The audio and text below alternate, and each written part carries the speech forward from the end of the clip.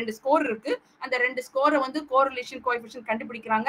அந்த கோஎஃபிஷியன்ட் வந்து பாத்தீங்கன்னா -1ல இருந்து +1க்குள்ள இருந்துச்சுன்னா அப்ப அது ரிலையபிளான டெஸ்ட்னு அர்த்தம். இதை கண்டுபிடிச்சவர் வந்து பெர்சன் கோரிலேஷன் கோஎஃபிஷியன்ட், அவரு தான் அதுக்கு நேம் வைக்கிறாரு. சோ இதே சப்போஸ் உங்க கோரிலேஷன் பாத்தீங்கன்னா 0.00 இருந்துச்சுன்னா அப்போ அந்த ரெண்டு வேரியபிளுமே நாட் ரிலேட்டட்னு அர்த்தம். The closer to the relationship is if it is 1.00. ஏன்னா அங்க ஏற்கனவே சொல்லியிருக்காங்க -1ல இருந்து +1க்குள்ள இருக்கணும். அப்ப அந்த 1.00 இருந்துச்சுன்னா அப்ப அதோட ரிலேஷன்ஷிப் வந்து ஸ்ட்ராங்கா இருக்குன்னு அர்த்தம். அதே மாதிரி இந்த 1.00வே பாசிட்டிவும் இருக்கு, நெகட்டிவ் சைனும் இருக்கு. ஏன்னா இது வந்து டிஃப்ரெண்ட் ஆஸ்பெக்ட் ஆஃப் ரிசல்ட்ஸை சொல்லும். அது என்னன்னா இப்போ வந்து பாசிட்டிவ் லீனியர் ரிலேஷன்ஷிப், அதாவது இப்போ பாசிட்டிவ் சைன் +1 பாசிட்டிவ் லீனியர் ரிலேஷன்ஷிப்பா இருக்கு அப்படின்னா என்ன அர்த்தம்னா ஒரு ஸ்கோர் வந்து higher in one variable is are associated with high score on second variable, ரெண்டுக்குமே ஒரே மாதிரி ஹை ஸ்கோர்ல இருக்கும் அப்படின்னு அர்த்தம்.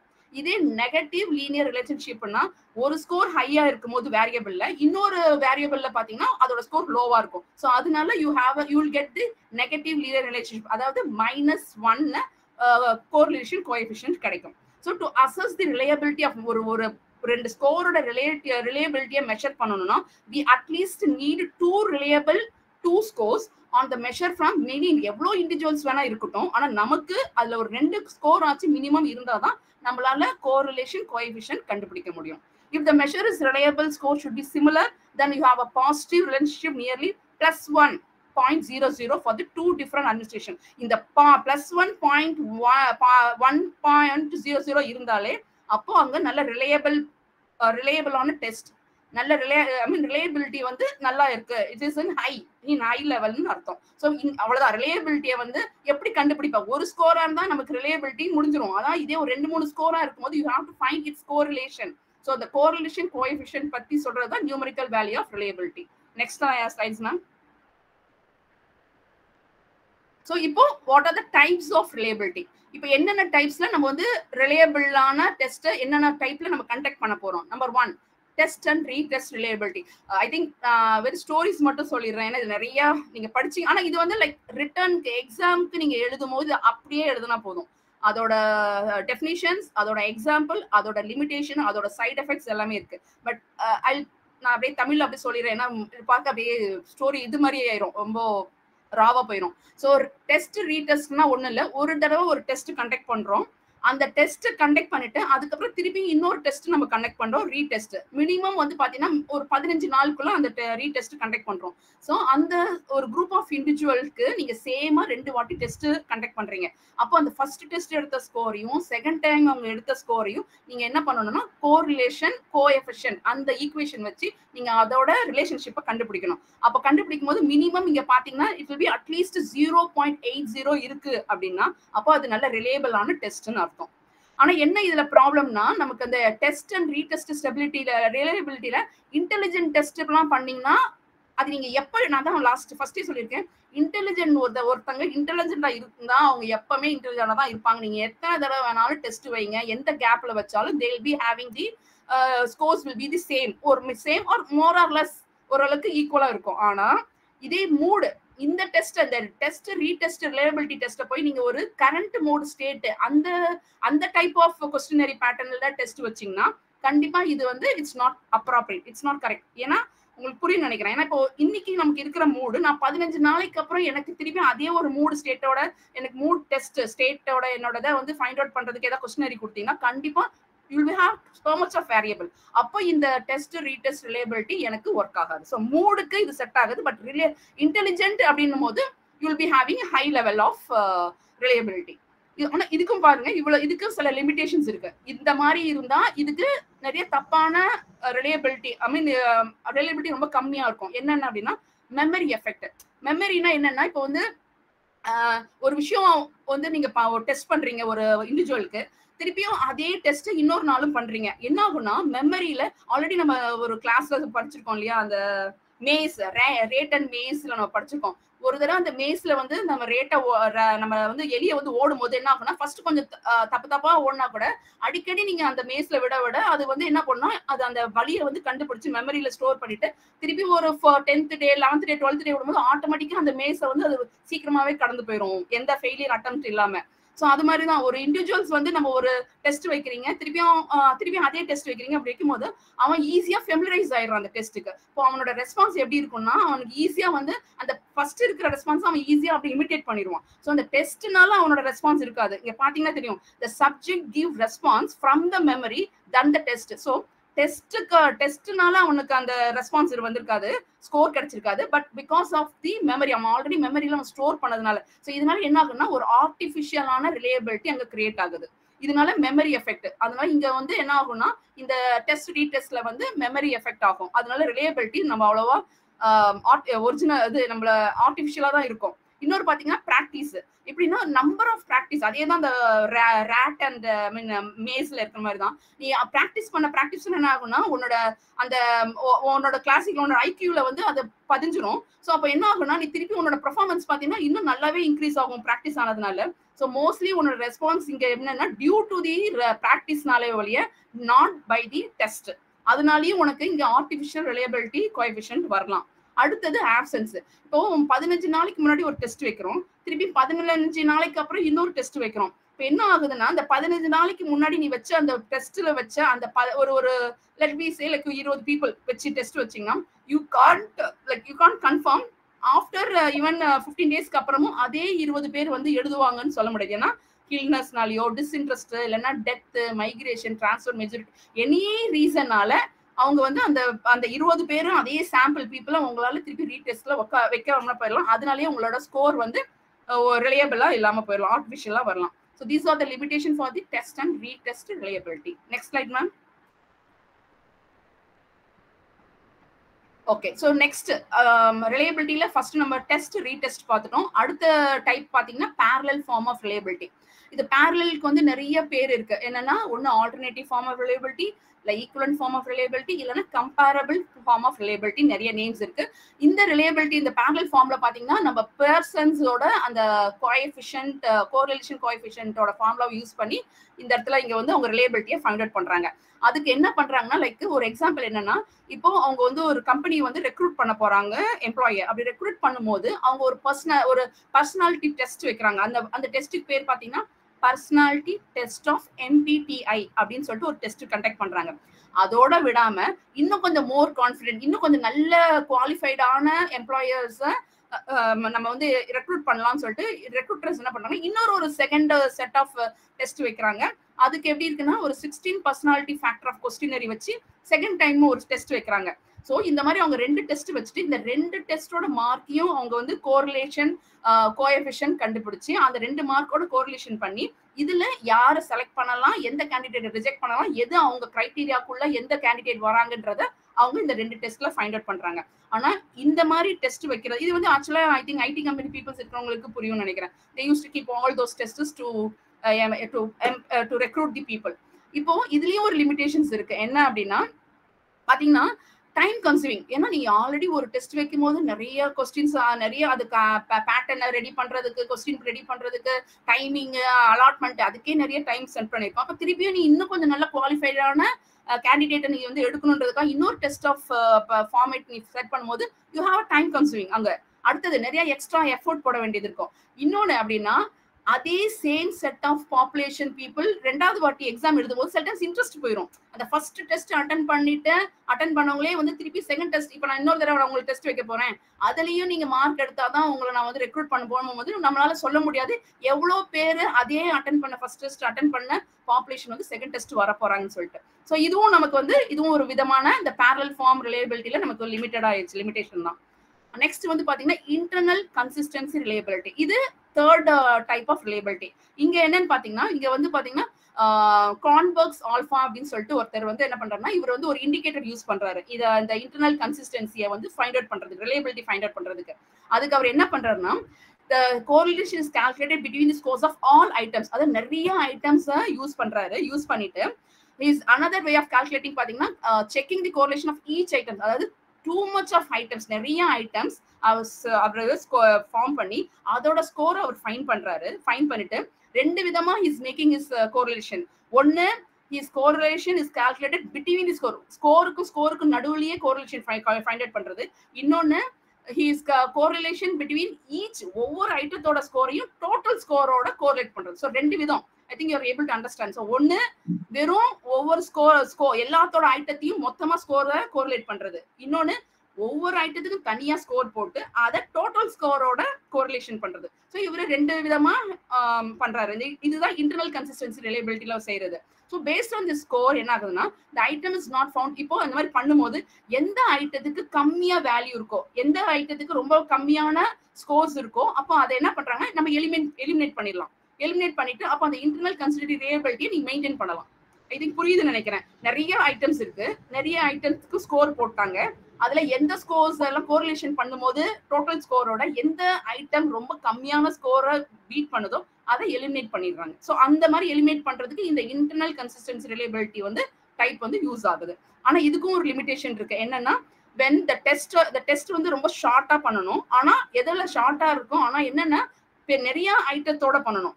ஸோ அப்போ வந்து என்னன்னா நிறைய ஐட்டம்ஸோட டெஸ்ட் பண்ணும்போது உனக்கு அக்யூரசி வந்து பாத்தீங்கன்னா அவ்வளவு பெருசா எதிர்பார்க்க முடியாது. ஸோ இது ஒரு one way of side effect of this internal consistency reliability. Next ma'am. So next பாத்தீங்கன்னா இன்டர் ரேட்டர் ரிலையபிலிட்டி. இது ஃபோர்த் டைப் ஆஃப் ரிலையபிலிட்டி. இங்க பாத்தீங்கன்னா லைக் இது ரொம்ப சிம்பிள். அதாவது ஐ திங்க் ஆல்மோஸ்ட் நம்மளோட கிளாஸ்ல எல்லாருமே ஃபேஸ் இல்லையா. I think almost finished our PG, UG and we have come to the PG. So exam நம்ம கண்டக்ட் பண்றோம். எக்ஸாமுக்கு போகும்போது நம்மளை அப்சர்வ் பண்றதுக்கு ரெண்டு பேர் இருப்பாங்க இல்லைங்களா. ஸோ என்ன பண்ணுவாங்கன்னா, ஒருத்தர் இன்டர்னல் எக்ஸாமினர், இன்னொருத்தவங்க எக்ஸ்டர்னல் எக்ஸாமினர். ஸோ அவங்க ரெண்டு பேரும் நம்ம பண்ண பெர்ஃபார்மன்ஸ் செக் பார்ப்பாங்க.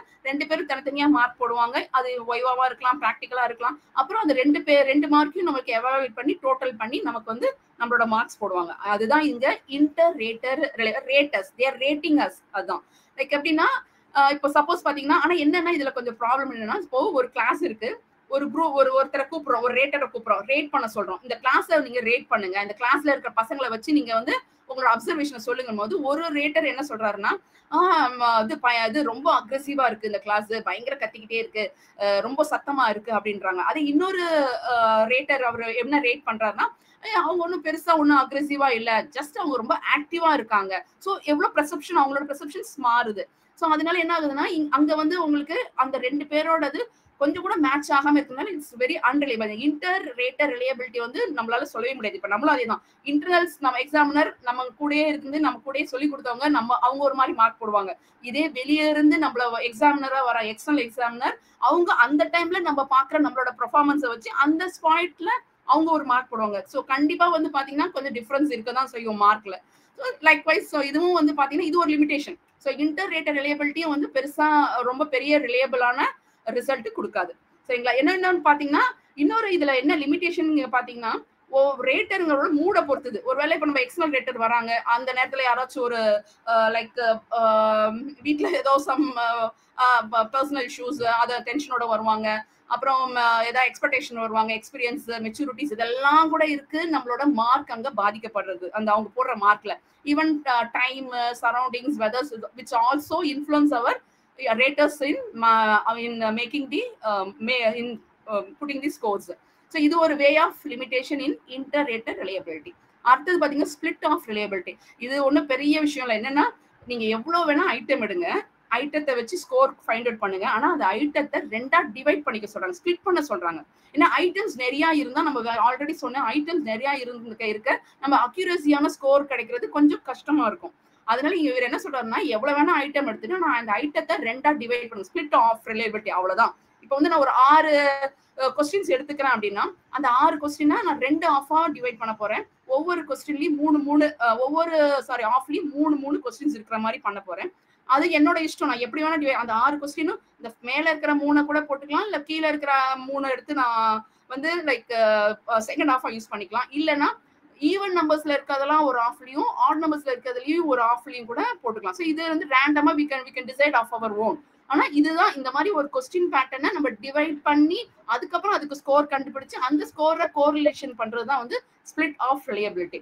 இதுக்கு வேணா எக்ஸாம்பிள்ஸ் பாத்தீங்கன்னா, லைக் இப்போ ஒரு இங்க ஆல்ரெடி நான் சொன்னதுதான். இப்போ நம்ம ஒரு கிராட்டிடியூட் ஒரு அசஸ் பண்ண போறோம், கிராட்டிடியூட் அதுக்கு ஒரு 6 ஐட்டம் வந்து யூஸ் பண்ணிடுறோம்னா, அந்த 6 ஐட்டத்தை 3 பிரிச்சு அந்த 3த்துக்கும் ஸ்கோரை கண்டுபிடிச்சு அதுக்கு நம்ம கோரிலேட் பண்ண போறோம். ஸோ அவ்வளவுதான். நெக்ஸ்ட் பாத்தீங்கன்னா கம்பாரிசன் ஆஃப் அவங்க ஸ்பெல்லிங் கொஞ்சம் தப்பா இருக்கு. ஆக்சுவலா reliability estimator. So comparison of reliability எஸ்டிமேட்லாம் ஒன்றும் இல்லைப்பா. இப்போ நம்ம பார்த்தோம் இல்லையா, டைப்ஸ் ஆஃப் ரிலையபிலிட்டின்னு சொல்லிட்டு பார்த்தோம் இல்லையா. ஸோ இந்த 5 டைப் ஆஃப் ரிலையபிலிட்டியில எது நல்லது, எது கெட்டது, எது பெஸ்ட் அப்படின்னு சொல்லிட்டு ஒரு சின்ன கம்பாரிசன், அவ்வளவுதான். இதுல பாத்தீங்கன்னா அவங்க என்ன சொல்றாங்கன்னா, இன்டர் ரேட்டர் வந்து பெஸ்டா மாதிரி தெரியும், ஆனா அது அப்சர்வேஷன் பண்ற அந்த ரேட்டரை பொறுத்து இருக்கு, அவங்களோட மூட பொறுத்து இருக்கு.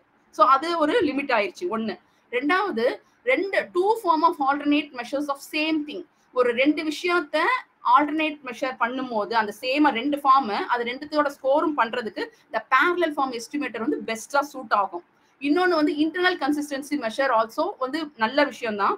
ஏன்னா அது என்ன ஆகும்னா, லைக் இப்ப பாத்தீங்கன்னா அதுல இந்த கான்பர்க் ஆல்பா இருக்காரு இல்லையா, அவரு யூஸ் பண்ண அந்த இண்டிகேட்டரை யூஸ் பண்ணி நம்மளால இன்டர்னல் கன்சிஸ்டன்சி மெஷர் வந்து நல்ல ரிலையபிளான ரிசல்ட் தர முடியும். ஆனா எல்லாத்தோடையும் ஜென்ரலா பாத்தீங்கன்னா இந்த டெஸ்ட் ரீடெஸ்டும் இன்டர் ரேட்டர் ரிலையபிலிட்டியும் லோவா இருக்கும், அதோட estimate when compared to the parallel form and internal consistency. அப்ப இதுல இருந்து என்ன சொல்ல வராங்க, நமக்கு parallel form ரிலையபிலிட்டியும் இன்டர்னல் கன்சிஸ்டன்சி ரிலையபிலிட்டியும் தான் ஓரளவுக்கு நமக்கு ஒரிஜினலான ரிலையபிளான ரிசல்ட் கொடுக்கும் when compared to your test retest and inter rater reliability. So இதோட ரிலையபிலிட்டி முடிஞ்சிருச்சு.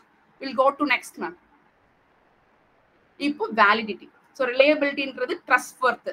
ஆனா அந்த ரிலையபிலிட்டியான ட்ரஸ்ட் வர்த் இப்போ இருக்கிற பிரசன்ட் மூமெண்ட்டுக்கு அது வேல்யூவான்றதுக்கு இந்த வேலிடிட்டி டெஸ்ட் பண்ணாதான் நமக்கு தெரியும். So validity is the extent to which the test measure what it's suppose to measure. அப்படி என்ன அர்த்தம், அதாவது இப்போ நீ ஒரு தெர்மாமீட்டர் எடுக்கிறீங்க, அந்த தெர்மாமீட்டர் என்ன பண்ணும், நம்ம பாடியோட டெம்பரேச்சரை மெஷர் பண்ணும். ஆனா அதை வச்சு நம்ம பிபி அப்பரேட்டஸ் ஒரு பிளட் ப்ரெஷரை மெஷர் பண்ண முடியுமா? லைக்வைஸ் என்ன பண்றீங்களோ அதை தான் மெஷர் பண்ணணும். அதுக்கு பேர் தான் வேலிடிட்டி. இது சிமிலர் ஃபார்ம் பாத்தீங்கன்னா இந்த validity is nothing but truth and accurate representation of information. So for example like measure of இப்போ ஒரு மெஷர் ஆஃப் பர்ன் அவுட் வந்து பண்றீங்கன்னா, அப்போ நீங்க கண்டிப்பா அந்த measuring the phenomena of burn out மட்டும்தான் அங்க இருக்கணும், வேற எதையும் நீங்க வந்து கம்பேர் பண்ண முடியாது. Ma'am next slide. Okay, so இப்போ டைப்ஸ் ஆஃப் வேலிடிட்டி, எப்படி நம்ம டைப்ஸ் ஆஃப் ரிலையபிலிட்டி பார்த்தோமோ அது மாதிரி இது டைப்ஸ் ஆஃப் வேலிடிட்டி. இங்க பாத்தீங்கன்னா கண்டென்ட் வேலிடிட்டி. கண்டென்ட் வேலிடிட்டினா ஒன்றும் இல்லப்பா, லைக் ஒரு எக்ஸாம்பிள் பாத்தீங்கன்னா இப்போ ஒரு ஸ்பெல் பி கான்டெஸ்ட் அப்படின்னு, அதாவது இப்போ குழந்தைங்களுக்கு எல்லாம் நம்ம ஸ்கூல்ல பண்றாங்க இல்லையா, ஸ்டூடெண்ட்ஸ் வந்து என்ன பண்ணுவாங்கன்னா கொஸ்டின் இது ஸ்பெல்லிங் பண்ண சொல்லுவாங்க, ஒரு வேர்டை சொல்லிட்டு அதோட அந்த வேர்டை வந்து ஸ்பெல் பண்ண சொல்லுவாங்க. ஸோ அந்த மாதிரி ஸ்பெல் பண்ணும்போது அவங்க அதை வச்சு they'll put the score, அதுல யாருக்கு அதிக ஸ்கோர் வருதோ they'll decide. ஸோ அதுதான் அந்த ஸ்பெல் பி கான்டெஸ்ட் பண்ணும்போது, கண்டென்ட் பண்ணும்போது கூட, கண்டென்ட் பண்ணும்போது கூட டைரக்டா போய் நீங்க பாட்டுக்கு ஒரு 10 வேர்டை செலக்ட் பண்ணிட்டு அப்படியே போய் நீங்க வந்து ஸ்டூடெண்ட்ஸ்ட கேட்க முடியாது. ஏன்னா அது ஒரு 3rd ஸ்டாண்டர்ட் ஸ்டூடெண்ட் அப்படின் போது நீங்க என்ன பண்ணணும், முதல்ல அந்த கொஸ்டினை கொண்டு போயிட்டு முதல்ல வந்து நல்ல ஒரு எக்ஸ்பர்ட் பீப்புள் கிட்ட கொடுத்து, இது இந்த 3rd ஸ்டாண்டர்ட் ஸ்டூடெண்ட்டுக்கு ஏத்த வேக்கபுலரிஸா, அவங்களுக்கு இந்த கொஸ்டின் இந்த வேர்ட்ஸ் எல்லாம் உங்களுக்கு கேட்கலாமான்னு முதல்ல you have to consult with them. அப்புறமா அங்க வந்து சில அடிஷன், சில டெலிஷன், சில டெலிட் எல்லாம் பண்ணிட்டு அப்போ ஒரு லிஸ்ட் ஒன்று ஃபார்மேட் பண்ணுவோம். அதுக்கப்புறம் தான் நம்ம வந்து அந்த ஸ்பெல் பி கான்டெஸ்ட்டுக்கே நம்ம வந்து அந்த வொக்காபுலரி இன்க்ளூட் பண்ணுவோம். ஸோ இதெல்லாம் பண்ற இந்த மாதிரி பேட்டர்ன் பண்றது தான் வந்து கண்டென்ட் வேலிடிட்டி. அப்பதான் ஒரு வேல்யூவான ரிசல்ட் கிடைக்கும். ஒரு 3வது படிக்கிற பொண்ணுக்கு என்ன மாதிரியான வேர்ட்ஸ் கேட்டா அதெல்லாம் ஸ்பெல்லிங் பண்ண முடியுமோன்றது முதல்ல அதை வேல்யூ பண்ணிட்டு அதுக்கப்புறம் அந்த மாதிரி ஒரு ஃபார்மேட்ல அந்த மாதிரி ஒரு வொக்காபுலரிஸ் செலக்ட் பண்றது, அதுதான் கண்டென்ட் வேலிடிட்டி. அப்பதான் you have a valuable result. அடுத்தது பாத்தீங்கன்னா ஃபேஸ் வேலிடிட்டி. இது வந்து ஆக்சுவலா வேஸ்ட் பா. ஃபேஸ்னா மூஞ்ச பார்த்து நம்மளே வேல்யூவேட் பண்றது, பட் இட்ஸ் நாட் குட். இது வந்து ஆக்சுவலா வந்து எப்படின்னா, don't judge the book by its coverன்ற மாதிரி. ஃபேஸ பார்த்து you cannot decide the mood or the intelligent or the attitude or whatever it is. So அதனால இது mostly வந்து it's not sufficient to conclude or measure the validity. இது வந்து பெரிய பெரிய drawback. அதாவது ஒரு பர்சனாலிட்டி. இப்போ ஆனா பாத்தீங்கன்னா இதுக்கு ஒரு எக்ஸாம்பிள் என்ன சொல்றாங்க, இப்போ நம்ம புக்ல எல்லாம் நம்ம லைக் நம்ம பஸ்ல போறோம், ட்ரெயின்ல போகும்போது நம்ம புக்கு இந்த லைக் மந்த்லி புக்ஸ் மேக்சின்ஸ்லாம் பார்க்கும்போது அங்கே நிறைய கொஸ்டின்ஸ் கொடுப்பாங்க, நம்மளோட சும்மா ஃபன்னியான கொஸ்டின்ஸ், நம்மளோட பர்சனாலிட்டியை இவாலுவேட் பண்ற மாதிரி ஒரு கொஸ்டின்ஸ்லாம் இருக்கும். அது பார்க்க வர்றதுக்கு ரீசனபிளா இருந்தாலும் ஆனால் அதுக்கு மீனிங்ஃபுல்லே இருக்காது. ஸோ ஒரு ஃபன் ரீடிங்காக என்ன பண்ணுவோம்னா, நம்மளை பத்தி நம்மளே விளையாட்டு போல ஸ்கோர் போடுவோம். பட் அது வந்து it maybe you can't take it as a valid reliability. So அதுதான் அது வந்து லைக் அதை ஒரு எக்ஸாம்பிளா சொல்றோம். சும்மா பேருக்கு குத்து மதிப்பா ஒரு கொஸ்டினை போட்டு ஒரு ஃபன்னுக்காக ஒரு ஒரு மேக்சின்ல போற கொஸ்டின்ஸ் மாதிரி இந்த ஃபேஸ் வேலிடிட்டி இது வந்து இட்ஸ் நாட் ரிலையபிள் ஆனது, it's values cannot be valid அப்படின்னு சொல்றாங்க. இது வந்து it's one of the side effect. Next slide ma'am. So next வந்து கிரைட்டீரியன் வேலிடிட்டி. அதாவது ஒரு விஷயத்துக்கு ஒரு கிரைட்டீரியா இருக்கும், ஒவ்வொன்றுத்துக்குமே கிரைட்டீரியா இருக்கும். கிரைட்டீரியானா மார்க்னு வச்சுக்கோங்களேன். இப்போ வந்து இப்போ நீட் வந்துருச்சு, இப்போ நம்ம நீட்டுக்கு வந்து எம்பிபிஎஸ் படிக்கணும்னா அவங்களுக்கு இந்த ரேங்க் எடுத்த கிரைட்டீரியா, இந்த மார்க்ஸ் எடுத்தவங்க தான் எம்பிபிஎஸ் போக முடியும், லைக் ப்ரொஃபஷனலா போக முடியும். So they have one criteria. அது மாதிரி அந்த கிரைட்டீரியாக்குள்ள ஒரு விஷயத்துக்குள்ள அந்த கிரைட்டீரியாக்குள்ள வர எந்த விஷயமும் அசஸ் பண்ணும் போது வரதும் கிரைட்டீரியன் வேலிடிட்டி. அந்த கிரைட்டீரியாக்குள்ள அடங்குச்சுனாலே ஒரு விஷயம், ஒரு ஸ்கோரோ, ஒரு வேல்யூோ, ஒரு மெஷர்னா அப்போ அது கிரைட்டீரியன் வேலிடிட்டின்னு அர்த்தம். அது ரெண்டு விஷயம். ஒன்னு ஃபியூச்சர் பிஹேவியரை அதுல ஃபைண்ட் அவுட் பண்ணலாம், அதாவது அந்த வே ஆஃப் வேலிடிட்டி டெஸ்ட்ல. இன்னொன்னு வந்து you can even measure the present behavior pattern. So ரெண்டு செய்யலாம். இந்த கிரைட்டீரியா வேலிடிட்டி டெஸ்ட்ல ரெண்டு இருக்கு. ஒன்னு ஃபியூச்சர் பிஹேவியர் பேட்டர்னும் ஃபைண்ட் அவுட் பண்ண ட்ரை பண்ணலாம். இன்னொன்னு இப்போ பிரசன்ட்ல மெஷர் தி பிரசன்ட் பிஹேவியர் கூட மெஷர் பண்ணிக்கலாம். அதுக்கு எக்ஸாம்பிள் பாத்தீங்கன்னா லைக் இப்போ வந்து ஜாப் சாட்டிஸ்ஃபேக்ஷன் டெஸ்ட்னு ஒன்று வைக்கிறாங்க. டெஸ்ட் நடக்கு, நம்ம ஒரு செட் ஆஃப் குரூப் ஆஃப் பீப்புளோட வைக்கிறோம் ஒரு ஜாப் சாட்டிஸ்ஃபேக்ஷன் டெஸ்ட் அப்படின்னா அந்த நம்ம வந்து அந்த எம்ப்ளாயி கிட்ட எவ்வளவு தூரத்துக்கு அந்த ஜாப் வந்து சாட்டிஸ்ஃபேக்ஷனா இருக்குன்னு சொல்லிட்டு நம்ம கொஸ்டினரி பேட்டர்ன் பண்ணும்போது என்ன ஆகும்னா வில் ஹேவ் லைக் அந்த பேட்டர்னை வச்சு வில் பி மேக்கிங் இட் ஒரு குரூப் ஆஃப் ஸ்கோர்ஸ் கிடைக்கும். ஸோ அந்த குரூப் ஆஃப் ஸ்கோர்ஸ் நம்ம என்ன பண்ண போறோம், நம்ம அந்த வச்சு இந்த ஜாப் சாட்டிஸ்ஃபேக்ஷன் டெஸ்ட்ல வந்து how for the employees are satisfied we are going to find the result. ஒரு வேலிடிட்டியான result we are going to find out. இது வந்து இந்த கிரைட்டீரியா வேலிடிட்டில ஒரு எக்ஸாம்பிளா இருக்கு. ஆக்சுவலா இதுல இன்னும் ரெண்டு டைப் இருக்கு, அந்த சப் டைப் இருக்கு கிரைட்டீரியன் வேலிடிட்டில. ஒன்னு பாத்தீங்கன்னா கன்கரண்ட் வேலிடிட்டி, இன்னொரு வந்து ப்ரெடிக்டிவ் வேலிடிட்டி. ஆக்சுவலி இந்த பேர்லயே உங்களுக்கு புரியும், கரண்ட் டைம்ல நடக்கிற ரிசல்ட், கரண்ட் டைம்ல கிடைக்கிற report or score or measure, அது கன்கரண்ட் வேலிடிட்டி. ப்ரெடிக்ட் வேலிடிட்டினா நீ ப்ரெடிக்ட் பண்ண போற ஃபியூச்சரை ப்ரெடிக்ட் பண்ண போற பிஹேவியரோ வாட் எவர் த ஃபியூச்சரை ப்ரெடிக்ட் பண்றதுக்கு தான் வந்து ப்ரெடிக்ட் வேலிடிட்டி. இதுக்கு எக்ஸாம்பிள் பாத்தீங்கன்னா நமக்கு லைக் இப்போ இந்த ப்ரெடிக்ட் பாத்தீங்கன்னா யூ ஹாவ் இப்போ கிளரிக்கல் எபிலிட்டி டெஸ்ட் அப்படின்னு சொல்றாங்க. அப்படின்னா என்னன்னா ஒரு கிளர்க் போஸ்ட்டுக்கு நம்ம ஒரு டெஸ்ட் கண்டக்ட் பண்றாங்க. அந்த டெஸ்ட் கண்டக்ட் பண்ணும்போது எதுக்குன்னா அந்த கிளர்க் போஸ்ட்டுக்கு ஒரு கிரைட்டீரியா வச்சிருக்காங்க. இந்த கிரைட்டீரியா மார்க், இந்த கிரைட்டீரியால அந்த ஸ்கோர் பண்றவங்களுக்கு அந்த கிளர்க் போஸ்ட் தரணும்னு சொல்லிட்டு தே ஹேவ் ஒன் கிரைட்டீரியா. அதுக்கு they are conducting one clerical ability டெஸ்ட்னு வச்சு அந்த ஒரு தேவையான அந்த கிளர்க் போஸ்ட்டுக்கு தகுதியானவங்களை இவங்க செலக்ட் பண்றாங்க. ஸோ இது வந்து ஈவன் ஃபியூச்சரை ப்ரெடிக்ட் பண்ற ஃபியூச்சர் என்ன, ஏன்னா அவங்க ஃபியூச்சர்ல அவங்க கம்பெனியோட வெல்ஃபேருக்காக அவங்க ஒரு பெஸ்ட் கேண்டிடேட்டை அவங்க செலக்ட் பண்றாங்க. ஸோ அதுதான் ப்ரெடிக்ட் வேலிடிட்டி. இன்னொன்னு கூட பாத்தீங்கன்னா, இன்னொரு எக்ஸாம்பிள் பாத்தீங்கன்னா லா ஸ்கூல் அட்மிஷன் டெஸ்ட் அப்படின்னு சொல்லுவாங்க. அதாவது லா ஸ்கூல்ல இது நீட் மாதிரி தான். நீட்ஸ் எப்படி எக்ஸாம் எழுதுறோம், நீட்ல நம்ம என்னதான் +2 பரீட்சை எழுதி மார்க் வாங்கியிருந்தாலும் நீட்னு ஒண்ணு வச்சு ப்ரொஃபஷனல்ல அங்க ஒரு ஒரு கிரைட்டீரியா ஒண்ணு ஃபிக்ஸ் பண்ணி அங்க ஒரு பெஸ்ட் ஸ்டூடெண்ட்ஸ்ல அங்க அவங்க செலக்ட் பண்றாங்க. என்ன அர்த்தம்னா இந்த best student they will do good in their professional. அந்த டாக்டரோட அந்த ஸ்கூல்ல வந்து they'll be doing better when compared to the people who's having the lower mark. So அவங்க ஒரு கிரைட்டீரியா எக்ஸாம் வச்சு அங்க ஒரு பெஸ்ட் கேண்டிடேட்டை செலக்ட் பண்றாங்க. ஸோ இதுதான் வந்து ப்ரெடிக்டிங் வேலிடிட்டினா ஃபியூச்சர்ல ஒரு பெஸ்ட் ஸ்டூடெண்ட் ஆஃப் டாக்டர், ஒரு பெஸ்ட் ப்ரொஃபஷனலிஸ்ட ஒரு எக்ஸாம்ல இவாலுவேட் பண்ணி கண்டுபிடிக்கிறது, அதான் predictive validity. Next ma'am. So next இது ஃபோர்த் டைப் ஆஃப் வேலிடிட்டி வந்து கன்ஸ்ட்ரக்ட் வேலிடிட்டி.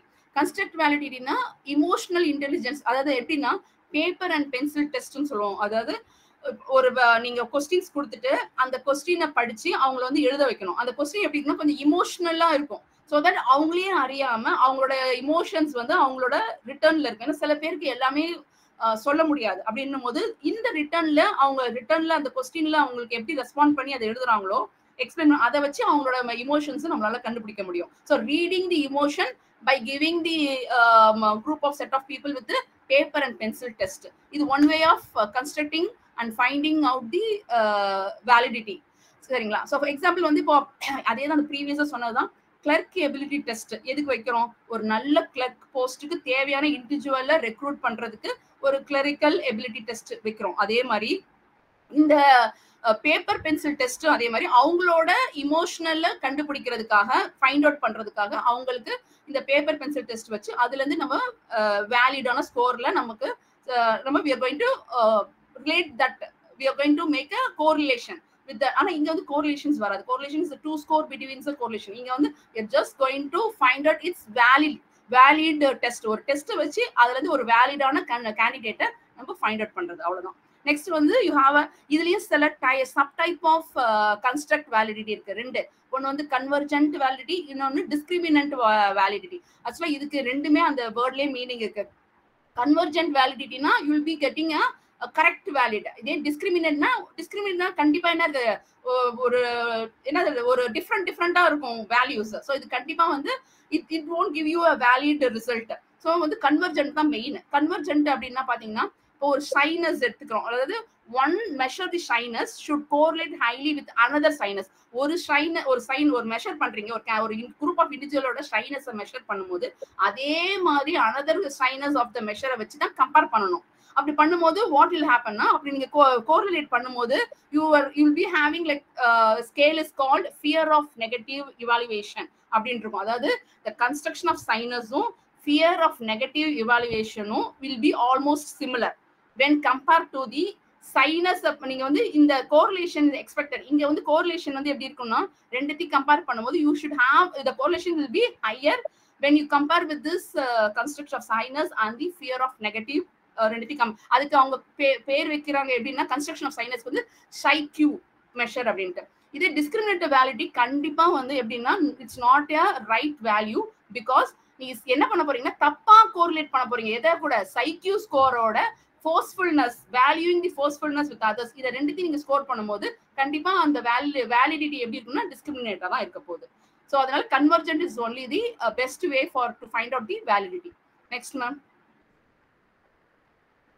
ஓகே, அவ்வளவுதான். ஸோ இப்போ ரிலையபிலிட்டி வேலிடிட்டிக்கு என்ன டிஃபரன்ஸ் நான் ஆல்ரெடி சொல்லியிருக்கேன். ஏன் வந்து ஒரு டெஸ்ட்னா ஏன் ரிலையபிலிட்டியும் பண்ணணும், வேலிடிட்டியும் பண்ணணும்? ஏன் வெறும் ரிலையபிலிட்டி பண்ணிட்டு அப்படியே விட்டுறக்கூடாதா? ஏன்னா அதான் ட்ரஸ்டா இருக்கு.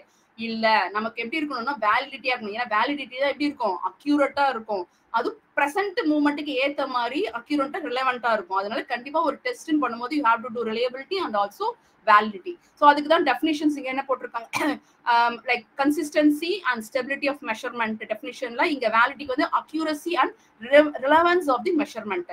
பர்பஸ் பாத்தீங்கன்னா இங்க வந்து you measure the with over time and cross different situation. இங்க வந்து accurately measures what is intended to measure. நான் ஏற்கனவே சொல்லியிருக்கேன், வேலிடிட்டினா என்ன? ஒரு பொருள் என்னத்துக்கு மெஷர் பண்ணணுமோ அதை மட்டும் தான் மெஷர் பண்ணணும், அதுதான் வேல்யூபிள். ஒரு நம்ம தெர்மோமீட்டர் பாடி டெம்பரேச்சர் மெஷர் பண்ணா அது பாடி டெம்பரேச்சர் அதான் மெஷர் பண்ணணும், அதுதான் வேலிடிட்டி. டைப்ஸ் பாத்தீங்கன்னா நம்ம ஆல்ரெடி பார்த்துட்டோம். ரிலையபிலிட்டியில டெஸ்ட், ரீடெஸ்ட், இன்டர்ரேட்டர். ஏன்னா sometimes difference between reliability and வேலிடிட்டின்னு கேட்டுச்சுன்னா இந்த மாதிரி ஒரு டிஃபரன்ஸ் போட்டு ஒரு டேப்லெட் மாதிரி போட்டு ஒரு 10 டிஃபரன்ஸ் தெரிஞ்சதை இந்த எக்ஸாம்பிள்ஸ் எல்லாம் போட்டு ஃபில் பண்ணிங்கனாவே நமக்கு ஒரு 5 மார்க்ஸ்க்கு முடிஞ்சிடும். ஸோ எக்ஸாம்பிள்ஸ் பார்த்தீங்கன்னா இப்போ ஒரு பாத்ரூம்ல நம்ம ஒரு மெஷர்மெண்ட் இருக்கு, நீங்க எத்தனை தடவை பாத்ரூம் போய் மெஷர் பண்ணாலும் அந்த மெஷர்மெண்ட் சேமா தான் இருக்க போகுது. அது மாதிரி இதுங்க பாத்தீங்கன்னா தெர்மாமீட்டர் ஆல்ரெடி சொன்னது வேலிடிட்டியில டெம்பரேச்சரை அது பாக்குறதுக்கு யூஸ் ஆகுதுன்னா அது பாடி டெம்பரேச்சரை மட்டும் தான் பார்க்கணும், அவ்வளவுதான். ஸோ இம்பார்ட்டன்ஸ் என்னன்னா, இம்பார்ட்டன்ஸ் வந்து நமக்கு இந்த ரிலையபிலிட்டியால நம்ம ரிசர்ச்சுக்கு யூஸ் ஆகும், ப்ராக்டிகல் அப்ளிகேஷனுக்கு யூஸ் ஆகும். ஏன்னா அதோட கன்சிஸ்டன்ஸ், ஏன்னா அது ட்ரஸ்ட்வர்த்தா இருக்கும் அதோட ரிசல்ட். அதே வேலிடிட்டியும் அதே தான், அதுவும் ரிசர்ச்சுக்கு யூஸ் ஆகும், ப்ராக்டிகலுக்கு அப்ளிகேஷனுக்கு யூஸ் ஆகும். ஆனா இன்னும் நல்லாவே அது வந்து அக்யூரேட்டாவும் இருக்கும், ரிலவெண்ட் ரிசல்ட்டாவும் இருக்கும். ஸோ இதுதான் வந்து ரிலையபிலிட்டிக்கும் வேலிடிட்டிக்கும் இருக்கிற டிஃபரன்ஸ். Next ma'am.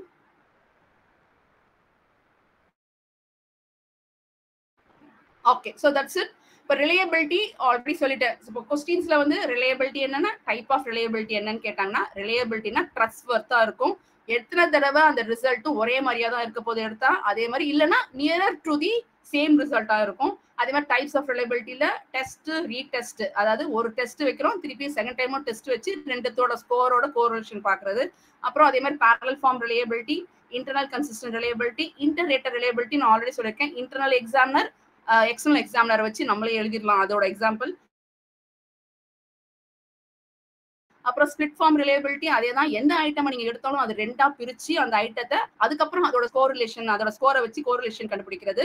இது வந்து ரிலையபிலிட்டிக்கு. வேலிடிட்டி அப்படின்னா எதை நீ மெஷர் பண்ணணும்னு நினைக்கிறியோ அதை மட்டும் மெஷர் பண்றது கரெக்டா, அதுதான் வேலிடிட்டி. இதுக்கு டைப்ஸ் இருக்கு, அதாவது content validity, face validity. Face validity சும்மா பேருக்கு தான், ஏன்னா don't judge its books by its கவர்ன்னு இருக்கு. ஏன்னா ஃபேஸை வச்சு நீ பெருசா ஒன்றும் வேலிடிட்டி வேலிடான எதுவுமே நீ ஃபைண்ட் அவுட் பண்ண முடியாது. அப்புறம் கிரைட்டீரியா வேலிடிட்டி. கிரைட்டீரியால நம்ம என்ன சொல்லலாம் அப்படின்னா, நம்ம அந்த கிளர்க்கல் டெஸ்ட் வைக்கிறாங்களே அந்த டெஸ்ட் பத்தி சொல்லலாம். அப்புறம் கன்ஸ்ட்ரக்ட் வேலிடிட்டி. கன்ஸ்ட்ரக்டோட சப்டைப் தான் வந்து convergent and discriminant validity.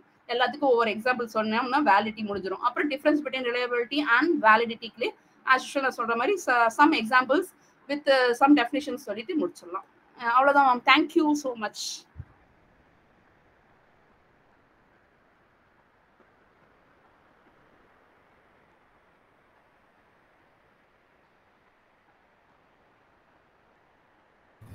Yes, sir. Thank you. Sir, are you able to understand something? ரொம்ப ஃபாஸ்டா போன மாதிரி இருந்ததா? No, I have covered this subject. You must ask. Oh, fine. I know. You would have covered even the second portion, I mean third chapter also. Third book. Sir, how is your what to say? How is the preparation going? I'm very happy to be on your all your paths. You are doing all great job, and very gratitude to everyone, because I just want to give my thing some percent only. I'm able to give it because morning college, evening clinic, I'm very tight. But even though I want to participate in your thing, thank you so much for involving me. Good, madam. Recording will be available. You can always. Oh, thank you, sir. Thank you, madam. In spite of her busy schedule, she has helped us complete the chapter. Now, see, reliability, validity, to put it simply and bluntly, Nethi சொன்ன மாதிரி தான், I'll just repeat it in a single sentence. Reliability என்னன்னா, எத்தனை தடவை பண்ணாலும் அந்த test எத்தனை தடவை பண்ணாலும் we get the same pattern of results. அதை என்ஷூர் பண்றதுக்கான பண்ற டெஸ்டிங் தான் reliability. And validity, எதை டெஸ்ட் பண்றோமோ அந்த பர்பஸ்க்காக அது நடக்குதா அப்படின்னு பார்க்கறது தான் validity. So she has elaborated everything in detail.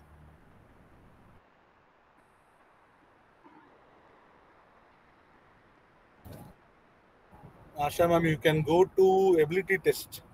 I think remaining I have covered yesterday. Classification, adukaprom how to structure a test, adala kuda mudichitta nenikiren. So ability, I'll start with ability.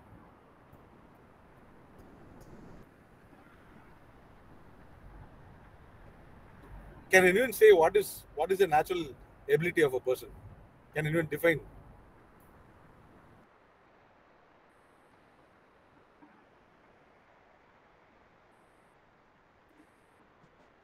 It depends on what type of ability you are trying to, you are looking for. Madam, simply put it, actually it's the skill or the position of the means to do something. Then some reasoning, some intelligence. Yes, whatever. Maybe the way you can communicate. Either test பண்றோமோ அத பொறுத்து இருக்கு. So the talent, skill, or the proficiency in some particular area that is being tested to do the task. That is called ability. So intelligence, reasoning, communication. Yes, ma'am. Correct. So, as I said, there are plenty of standardized tests that are being developed over this area. Yesterday, I've narrated the various type classification of tests: administrative, scoring model, time limit based when test பண்றது, and then content, nature of the items. All these things I covered yesterday. So the last one was purpose. Purposeful test பண்றது. That is where your intelligence test, aptitude test, personality test, all these things come into play. So now I'll start with the ability test. See, the earliest form of intelligence test was started by Bernard Simon. Should I go into the history a bit? I hope you have read through the various type of tests.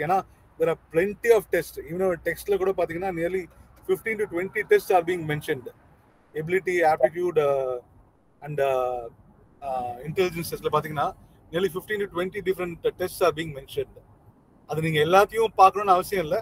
You just learn the names alone. It will be useful for while you are giving your exams.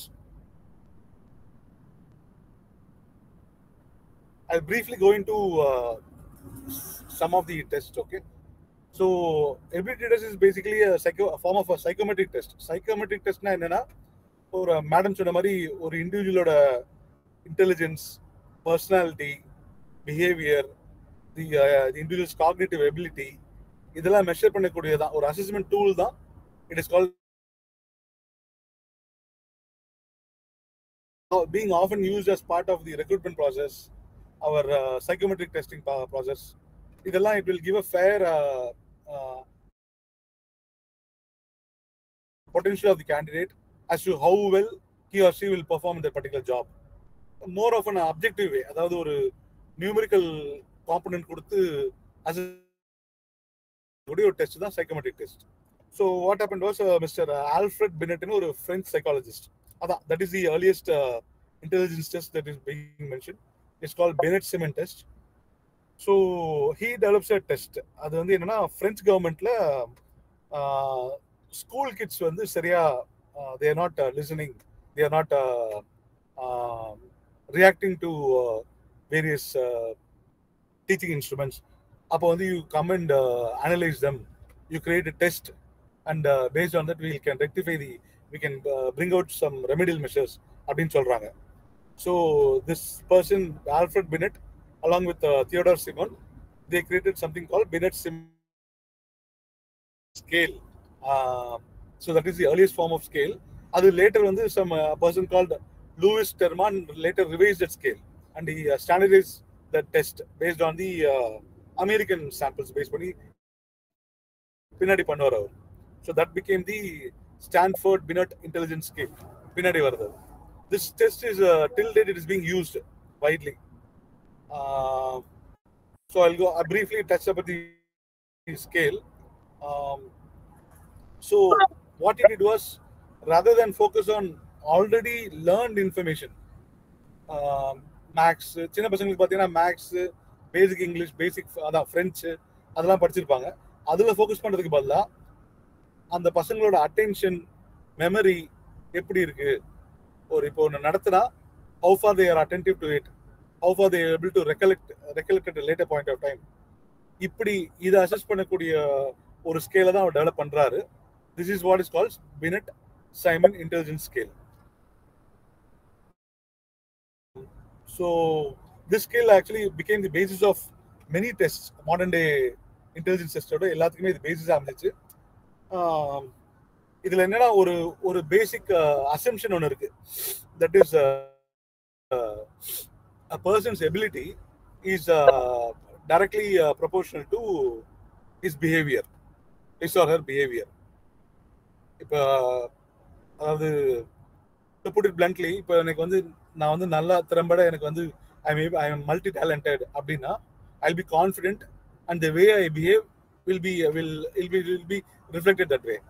Whereas I'm not talented, என்ன எல்லாருமே sideline பண்றாங்க அப்படின்னு நான் நினைச்சேன்னா I'll obviously my behavior will be dull, கொஞ்சம் rejected introvert தான் நான் behave பண்ணுவேன். So this is the basic assumption behind the scale.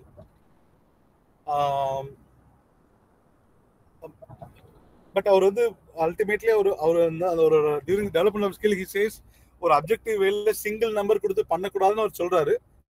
But ultimately this test does that only. What happens, it divides the mental age by the chronological age. We would have known, நம்ம நிறைய ஆன்லைன்ல கூட psychometric test எல்லாம் பண்ணி பார்த்தீங்கன்னா your mental age is this much அப்படின்ற மாதிரி வரும். சில சைக்காலஜிக்கல் கொஸ்டின்ஸ் நம்ம ஆன்சர் பண்ணதுக்கு அப்புறம் your mental age is this much அப்படின்ற மாதிரி வரும். That is nothing but our Binet-Simon scale. Okay, this is the earliest form of scale. Then came your Army Alpha and Army Beta test. அது எங்க பண்ணாங்கன்னா American மிலிட்ரியில பண்ணாங்க. Friends, இது மாதிரி history போறது ஓகேவா இல்ல I'll just quickly pass ஆனா, ஏன்னா நம்ம டெக்ஸ்ட்ல ரொம்ப பிரீஃபா தான் சொல்லிருக்காங்க.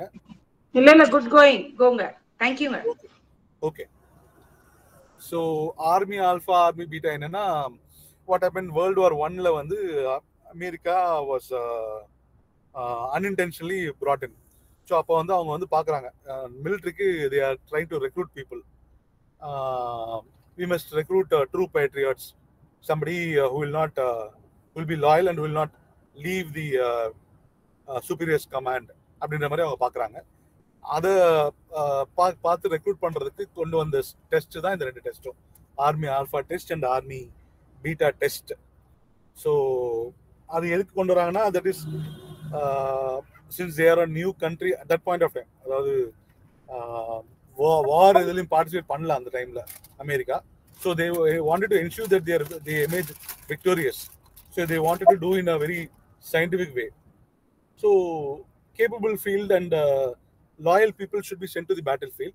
அப்போ வந்து அதுக்கு என்னென்ன பேராமீட்டர்ஸ் என்ன வைக்கலாம் அப்படின்றதெல்லாம் பார்க்குறாங்க. அப்படி வந்தது தான் இந்த army alpha and army beta test. So it basically actually tests the cognitive abilities of a large number of recruits. Single point of time la ஒரு பெரிய குரூப்பை டெஸ்ட் பண்ணக்கூடியது தான் இந்த army alpha and army beta test. So it assesses the soldiers' aptitude, capabilities, அந்த American நேஷனோட அவங்களோட history படி அவங்க அதை மிலிட்டரி ரெக்ரூட் பண்ணுறாங்க. they prepared some questionnaire மெத்தடில் தான் இந்த டெஸ்ட் இருந்துச்சு. அது எப்படி இருக்குன்னா, இப்போ ஃபார் எக்ஸாம்பிள் ஒரு வேர்பலா எப்படி கம்யூனிகேட் பண்ண முடியும், நான் வேர்பலா எப்படி கம்யூனிகேட் பண்ண முடியும், நியூமரிக்கல் எபிலிட்டி எப்படி இருக்கு, இது எல்லாத்தையும் பண்றது தான். This is called alpha test actually. Alpha test is for the literate people who can read and write. அவங்களுக்கு வச்சதான் அந்த army alpha test. And subsequent later point of time பார்த்தீங்கன்னா அவங்களுக்கு ரெக்ரூட்மெண்ட் கம்மியாக தான் போச்சு. So they wanted to recruit in mass. அப்போ அவங்க கொண்டு வந்தது alpha beta test. Alpha beta test is for the layman. அதில் வந்து சொன்னது ஆப்போசிட்ல புரிஞ்சா போதும், அவ்வளோதான். they need not be cognitively brilliant. அதெல்லாம் இருக்குன்னு தேவையில்லை. Just message should be conveyed and message should be received, அவ்வளோதான். அதுக்கு கொண்டு வந்தது தான் army beta test. So the basic purpose of these questionnaires was to segregate these people into mentally competent and mentally incompetent people. So அந்த mentally competent people அவங்க recruit பண்ணி சோல்ஜர்ஸை வேற எல்லா இடத்துக்கும் பண்ணுறாங்க. வாட் ஹேப்பன், இந்த army alpha and army beta test became என்ன சொல்றது, ஒரு ஸ்டாண்டர்ட் ரூல் மாதிரி ஆயிடுச்சு அவங்களோட அமெரிக்கன் ஆர்மியில். The continue the test and that is where the American army is so strong and so big in modern days. Okay, so that is about army alpha and army beta test. Now ipo offline pathina army alpha test வந்து it is being developed to place someone in a specialized position. இப்போ நம்ம ஊர்ல சொல்ற lieutenant kernel, brigadier, இந்த மாதிரி high பொசிஷன்ஸ்ல place பண்றது கூட இந்த டெஸ்ட்டை யூஸ் பண்ணி they must pass this test compulsorily to be placed there. Okay, so then came your Wechsler Adult Intelligence Scale, WAIS ன்னு சொல்லுவாங்க. Wechsler was a German psychologist. So he was a widely known psychologist wherein அவர் வந்து intelligence பத்தி, mental abilities of a person பத்தி நிறைய theories, நிறைய பேப்பர்ஸ்லாம் present பண்றாரு. அப்போ வந்து திஸ் பெனட், இந்த ஃபர்ஸ்ட் சொன்னேன் இல்லையா, அந்த பெனட் சிமன் ஸ்கேல், அந்த ஸ்கேல் வந்து he felt it was not adequate or appropriate for an individual. ஒரு நம்பரை கொடுத்து ஒரு இண்டிவிஜுவலுக்கு டேர்ம் பண்ணிட்டு இதுதான் உங்களோட இன்டெலிஜென்ஸ் கோஷன்ட், இவ்வளவுதான் உங்களோட இன்டெலிஜென்ஸ் அப்படின்னு சொல்றதுல அவருக்கு ஈடுபாடு இல்லை. So he started developing a bit of a complex and structured test. அதுதான் வந்து இந்த Wechsler's adult. Moreover, he felt that Binet-Simon scale is only for the kids, only for the infants. So he wanted to develop a scale that will be applicable for the adults also. So அப்போ அவர் கொண்டு வந்தது தான் இந்த Wechsler's Adult Intelligence Scale, WAIS. So it got first published in 1955. Am I audible? I'm traveling in a car, so I don't know how far I'm audible. Okay, so இவர் வந்து அந்த அடல்ட்ஸ்க்கு வந்து adults and figure people அவங்களுக்கு test பண்றதுக்காக கொண்டு வந்தது தான் இந்த டேவிட் வெஷ்லர். அவர் கொண்டு வந்த டெஸ்ட் தான் இந்த Wechsler's test. So he said that intelligence is made up of a number of mental abilities. ஒரு சிங்கிள் ஃபேக்டர் மட்டும் கிடையாது, அந்த பர்டிகுலர் டெஸ்ட்ல பண்றது மட்டும் தான் அவரோட இன்டெலிஜென்ஸ் கிடையாது. It is based upon a variety of mental abilities. So அதுக்காக வந்து அவர் ஸ்டார்ட் பண்றாரு. So he first started summarizing the limitations of the Stanford Binet intelligence test. So அதில் அவரோட முக்கியமான ஒரு இது என்னன்னா, கம்ப்ளைண்ட் என்னன்னா, ஸ்டான்ஃபோர்ட் பினெட் டெஸ்ட் வந்து இட் இஸ் டைம்டு. ஆக்சுவலி ஒரு பர்டிகுலர் டைம்குள்ள டெஸ்ட்டை முடிச்சாகணும். Whereas in adults once they mature they start relating things. அவங்க வந்து their thinking is on multi level, it's on higher level. So அந்த டைம்குள்ள நீங்கள் ரெஸ்ட்ரிக்ட் பண்ணி பண்ணுறது வந்து இட் இஸ் நாட் அப்ராப்ரியேட் அப்படின்னு ஒரு ஃபீல் பண்ணுறாரு. ஸோ அப்படி ஃபீல் பண்ணி இவர் வந்து he collaborates with one Mr. Bellevue and they develop something called Wechsler-Bellevue intelligence scales.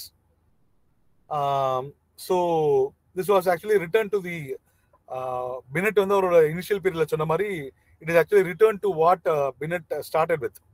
ஒரு சிங்கிள் ஓவரால் ஸ்கோருக்கு பதிலாக overall strength and weakness assess பண்ணி ஒருத்தவரோட ஒரு இண்டிவிஜுவலோட இன்டெலிஜென்ஸ் மென்டல் கேப்பபிலிட்டி அரைவ் பண்ணுறது தான் இந்த WIS.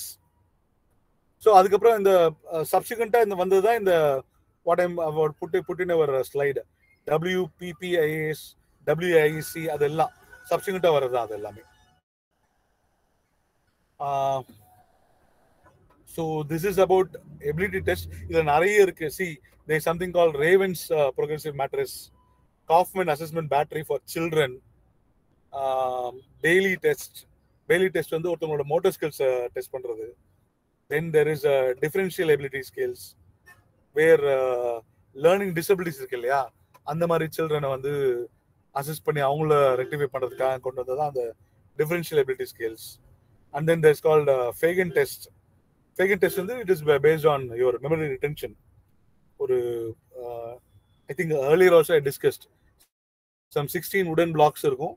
They'll all have some designs. அதுக்கப்புறம் திருப்பி மூடி வச்சிருவாங்க. How far you are able to recollect, அது இந்த ஃபேகனோட டெஸ்ட் வந்து இட்ஸ் இதுதான். ஸோ அந்த மாதிரி test. Then came DIAL 3 test. DIAL 3 test வந்து ஆக்சுவலி இது combination of language, cognitive, motor skills எல்லாத்தையும் சிங்கிள் ஷாட்ல டெஸ்ட் பண்ணக்கூடிய டெஸ்ட் அது. Denver 2 motor skills and language skills.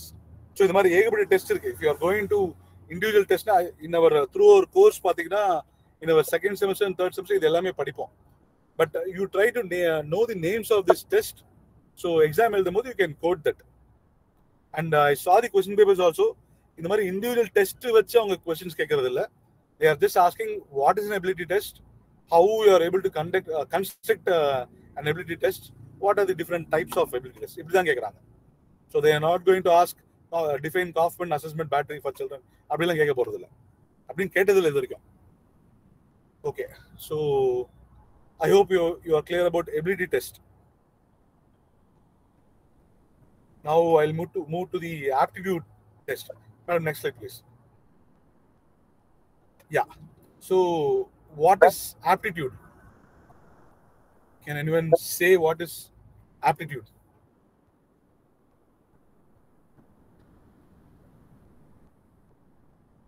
Aptitude, attitude. ரெண்டுமே சொன்னீங்கன்னா it will be easier for me to move.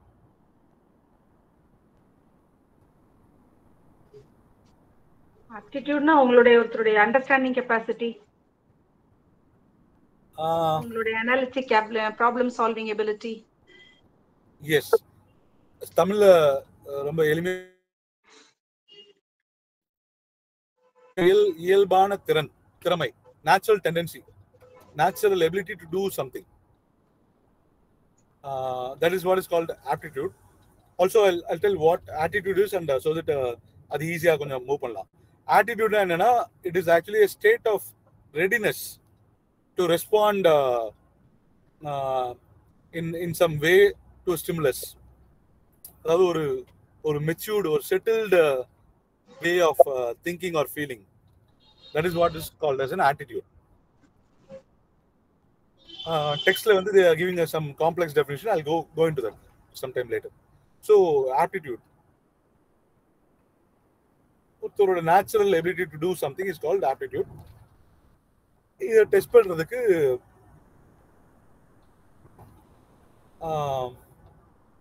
ஒரு especially when you are going to recruit in mass numbers, or you're going to test a candidate's aptitude, அதுக்கு வந்து standardise பண்றதுக்காக வந்ததுதான் நிறைய ஏகப்பட்ட aptitude test.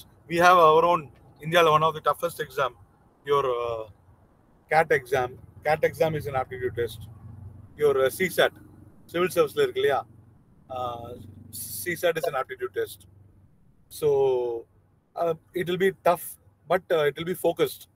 Or individual variety of other objective numeric abilities, reasoning abilities, verbal reasoning, and then objective reasoning, logical reasoning. இந்த மாதிரி multi லெவல்ல test பண்ணக்கூடிய டிசைன் பண்ண டெஸ்ட் தான் இந்த aptitude test. So our examples quoted in our text is this differential aptitude test. It is a 3-hour test actually. I think you can go to the next slide, madam. It is a 3-hour test. It is mainly used for vocational students, educational vocational counseling of students. 8th standard and 10th standard avங்களுக்கு use பண்ற test தான் இது. It consists of a variety of sub-tests: verbal reasoning, numerical reasoning, abstract reasoning, mechanical reasoning, clerical speed, accuracies, relations, spelling, language usage, இதெல்லாமே. Actually இந்த DAT testல தான் பாத்தீங்கன்னா, DAT test is, anyone here tried ISRO or space research? Anyone? I think அவங்களுக்கு தெரிஞ்சிருக்கும். DAT test is a mandatory test. அதாவது ஒரு what they do is they give a particular statement. அது வந்து உங்களுக்கு விஷுவலா நீங்க இமேஜின் பண்ணி you have to describe. Spacela you have to imagine and describe. So that is a form of DAT, differential aptitude test. There are a variety of, and then there is something called general aptitude test battery. Again, this was developed by United States. Again, this was used in army. அது ஒரு 2 hour test அது. Intelligence, verbal aptitude, numerical aptitude, spatial aptitude, இதெல்லாம் test பண்ணுவாங்க. Perception abilities, motor abilities, அதெல்லாம் test பண்ணுவாங்க. You can go to the next slide, madam. That is your general aptitude battery test. So இது பேசிக்கா நம்ம டெக்ஸ்ட்ல இருந்து ஒரு இடத்துல வந்து what is difference between ability and aptitude கேக்குறாங்க. அது it was again asked as a 2-mark question in one of the previous years. See, ability at that point of time, any point of time, அவரோட potential, அவரோட என்ன சொல்றது, something, that is what is called as ability. Whereas your aptitude is the potential to you inherent potential of the individual, which may not be tapped at that point of time, but is capable அப்படின்னு arrive பண்றதா aptitude. Okay, so that is about ability test and aptitude tests. Then our text goes on about achievement test. அதாவது achievement test இதுக்கு is just an understanding தான் அது. அதாவது it evaluates the skill, information that the person has already learned. நம்ம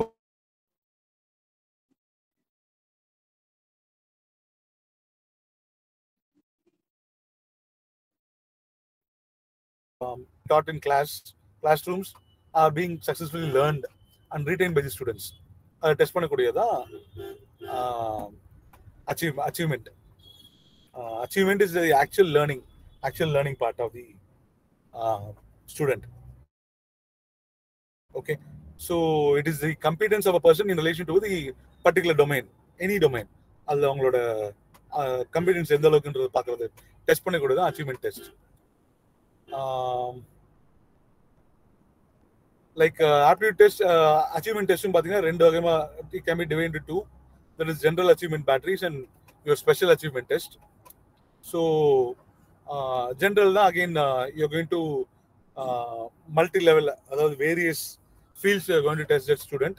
Whereas in special achievement test, you're going to measure some certain areas only.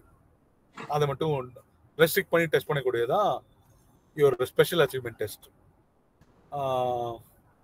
There is an example quoted in our text. If somebody is following the book, you please refer page number 222. It is called Stanford Diagnostic Reading Test.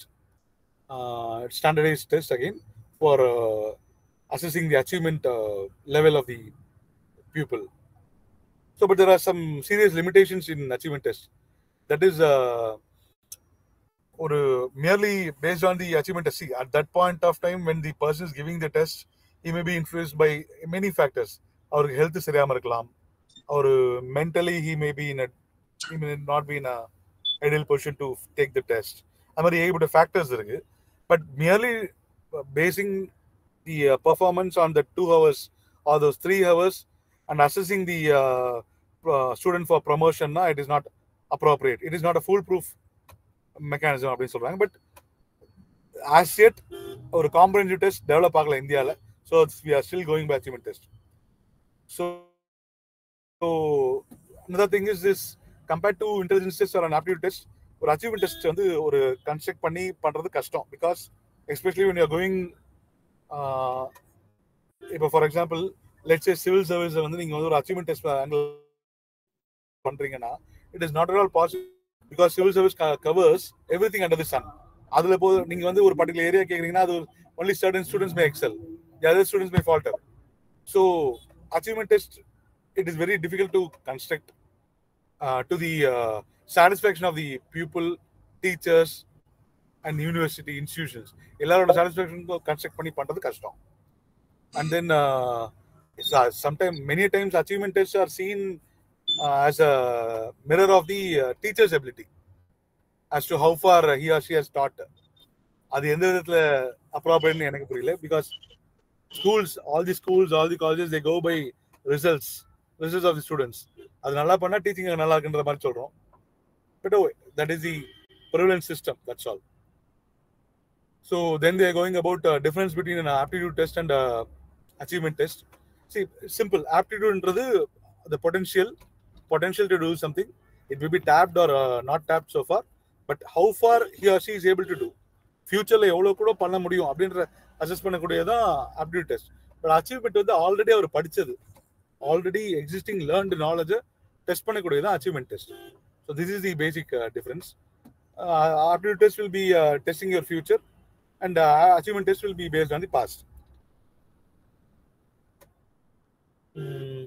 And then aptitude test வந்து actually origin பாத்தீங்கன்னா சொன்ன மாதிரி predominantly they are related to an organization. Say for example ஒரு military, இல்ல வந்து ஒரு college level, இல்ல ஒரு ஏதோ ஒரு கம்பெனிக்கு ரெக்ரூட் பண்ண போறீங்க, இது எல்லாத்துக்குமே. So it's based on an organizational contextல பேஸ் பண்ணி தான் இது வந்தது. Whereas achievement tests are purely academic purpose-காக பண்றது. Okay, so that is about your achievement test. Then we move on to attitude test. So attitude, what is an attitude? As a next, you can go to the next slide, madam. Attitude is nothing but ஒரு bodily state of readiness to respond to a stimulus. நம்ம டெக்ஸ்ட்ல அது என்ன சொல்றாங்கன்னா, it is an enduring system comprising cognitive, emotional and behavior components related to an object of attitude.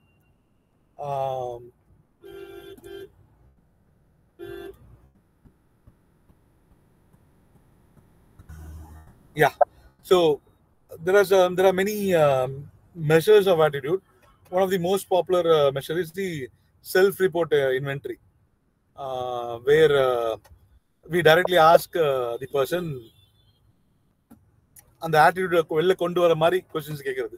Personal interview கேட்கறோம் இல்லையா, how far is you are aligned to our organization, நீங்க why you chose this organization, நீங்க what do you bring to this organization, இதெல்லாம் this becomes part of your attitude test.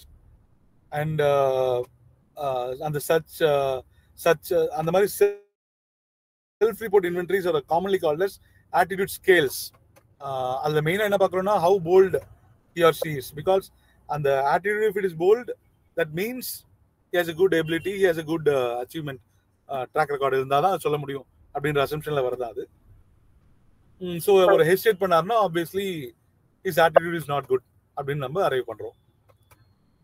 So these are the assumptions actually. That is it is assumed that an individual's behavior with respect to the object of attitude will be consistent from one situation to another. அதாவது அவரோட inherent knowledge அந்த capabilities base பண்ணி அவர் behave பண்றது. Second இது என்னன்னா attitude is an umbrella term. It cannot be directly observed. ஒரு a person's attitude may always improve.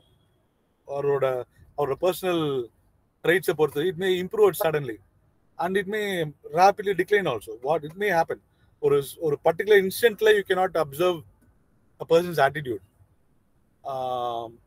So it must be inferred from continuous verbal and non-verbal dialects,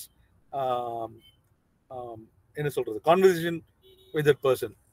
அதை வச்சுதான் ஒருத்தவங்களோட ஆட்டிடியூட arrive பண்ண முடியும் அப்படின்னு சொல்லிட்டு அசியூம் பண்றதுதான் இந்த இது. So one psychologist named Campbell, he actually categorized this measures of attitudes. Madam, you can go to the next slide. These are called that is non-disguised structured test, non-disguised non-structured test, disguised non-structured test, and disguised structured test. That is non-disguised structured test என்றது you are not going to hide as to what you are going to ask. Straight away டைரக்டா கேட்டுறது.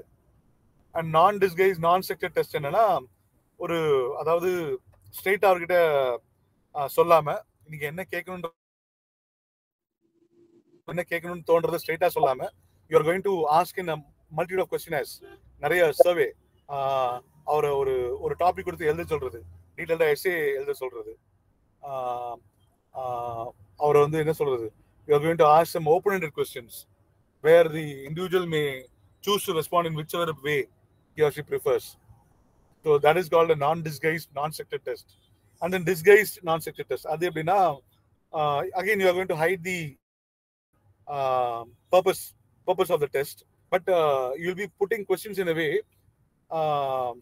that the personality of the person gets assessed in a என்ன சொல்றது, ஒரு ரேண்டமா கேட்பாங்க, several questions at a time from different angles.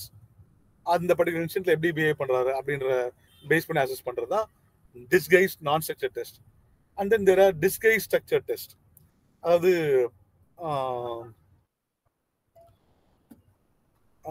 உங்களோட biodata எழுத சொல்லுவாங்க, உங்களோட பயோடேட்டா எழுதிட்டு சொல்லிட்டு அதுல இருந்து क्वेश्चंस கேட்பாங்க. But when you are facing the interview, you will not know as to why this question is being asked. ரேண்டமா இருக்கும். For example, I'll just give an example. When I faced a civil service interview, one of the question was what do you know about turmeric? அதாவது அந்த question எப்போ வந்துச்சுன்னா, the previous question was about some general knowledge, ஒரு political கொஸ்டினை கேட்டுட்டு சடனா turmeric பத்தி கேட்டாங்க. எனக்கு ஒண்ணுமே புரியல. But when I after the interview, அது சொன்னேன், எனக்கு தெரிஞ்சது சொன்னேன். But after the interview, when I assessed எதுக்காக கேட்டிருக்காங்க, my profile, in my biodata I have mentioned that I visited Erode recently. So அன்னைக்கு வந்து Erode வந்து was the highest yielding, இந்தியாவிலே வந்து highest yield of the turmeric வந்து Erode தான். So அதனால the question கேட்டிருக்காங்க. This is a typical example of a disguised structured test. Okay, hope I'm clear there.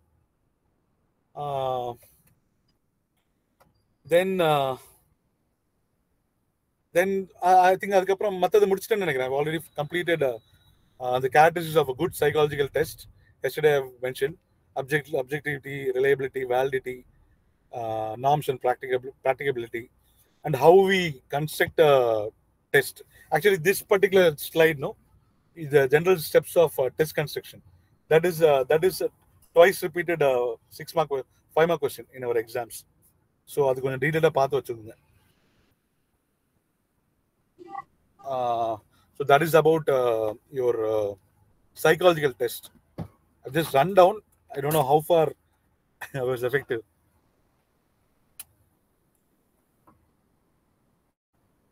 I've just reached my home. Give me few minutes. அது factor analysis ஒரு chapter. அது குயிக்கா முடிச்சிடறேன். Give me 5 minutes. I'll be back.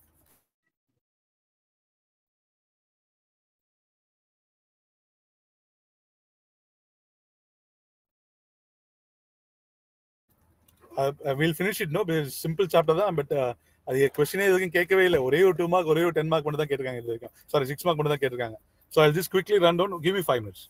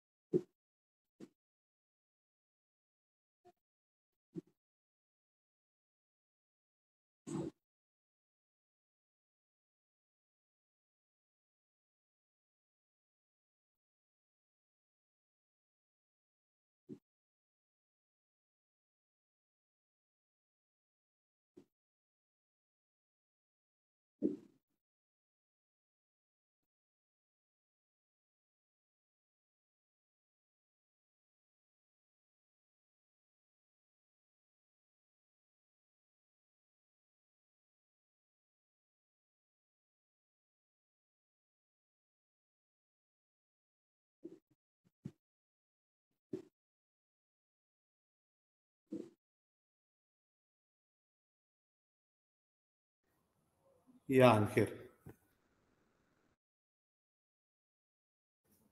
Am I audible?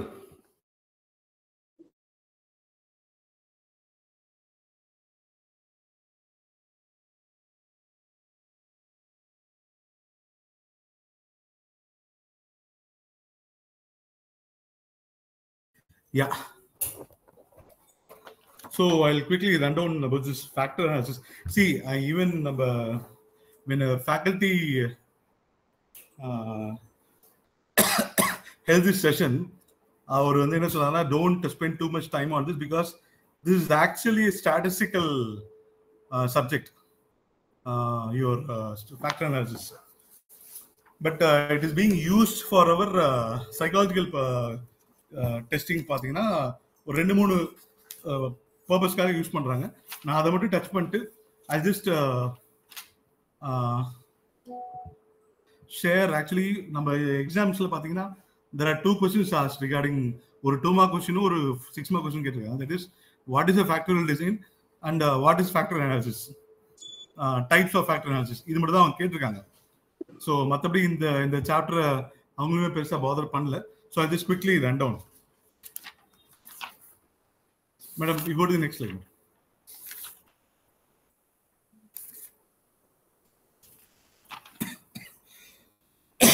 So நம்ம already இந்த psychological test படிக்கும்போது பார்த்தீங்கன்னா one of the important what forms a good psychological test ன்னு சொல்லும்போது we are mentioning about validity. What Madam Hemistry elaborated. Validity is one important requirement of a good psychological test. That is, அது எதுக்கு validity சொல்றாங்கன்னா, what you are going to test, no, the particular testing mechanism should actually test it. It should be valid. Your results should be valid and appropriate. It is very much essential. So அது பண்றப்ப பாத்தீங்கன்னா when when we are going through various psychological tests, various concepts, we find that there are many factors involved.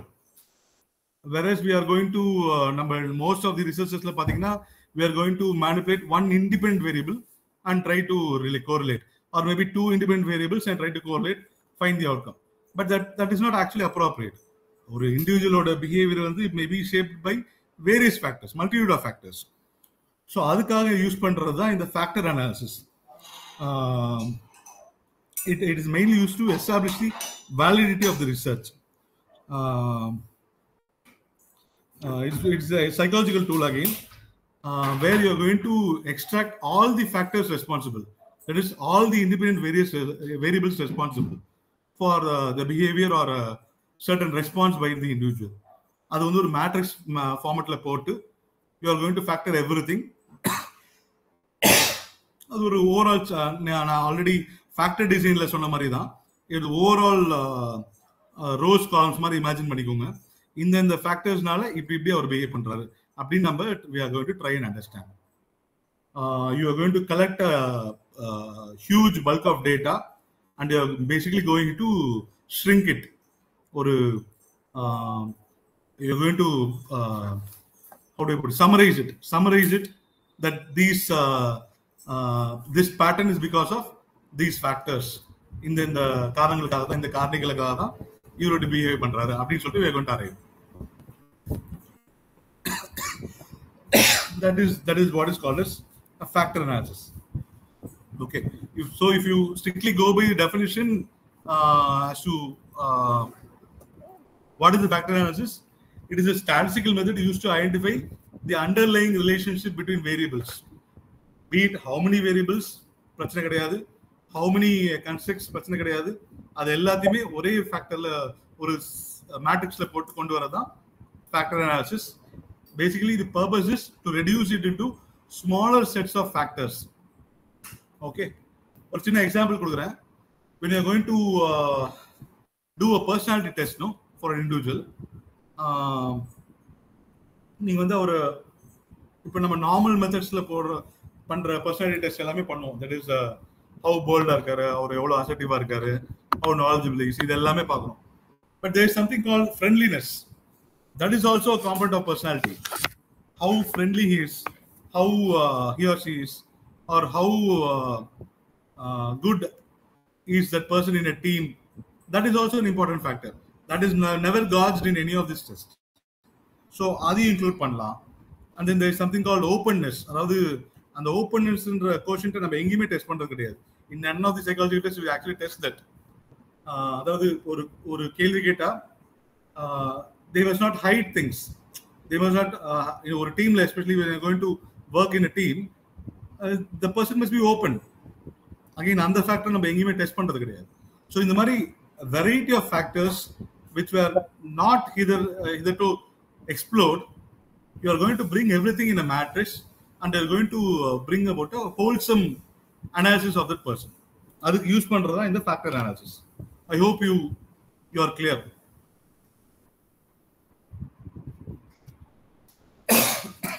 Yeah. So in the factor analysis the basis, அதாவது ஒரு பேசிக் assumption ஒரு பேசிக் philosophy என்னன்னா,